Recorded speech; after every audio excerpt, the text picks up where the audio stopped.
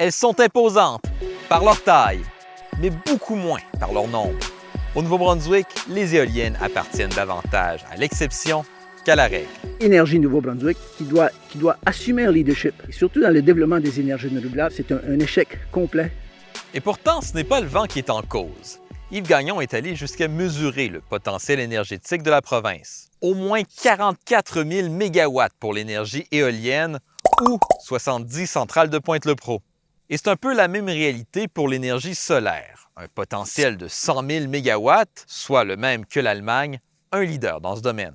Donc il est assez surprenant de voir qu'une province comme le Nouveau-Brunswick, une petite province, ne puisse pas faire le virage vers les énergies renouvelables et semble être ancrée dans les énergies du passé. Mais justement, que possède le Nouveau-Brunswick en énergie éolienne et en énergie solaire? En énergie éolienne, Énergie NB achète 370 mégawatts de Premières Nations de la province. Ça représente moins d'1 % du potentiel. Et Énergie NB possède un seul parc solaire qui compte seulement pour 2 mégawatts.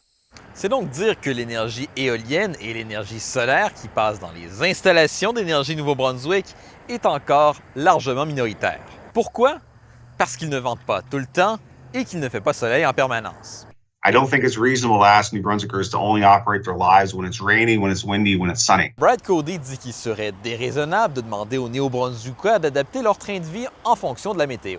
Mais Yves Gagnon dit qu'Énergie NB pourrait en intégrer davantage. De l'ordre de 50-60 % et quand même opérer de façon efficace le système énergétique. Énergie NB ne s'oppose pas au potentiel énergétique présenté par le professeur, mais estime qu'il serait difficile de l'intégrer au système.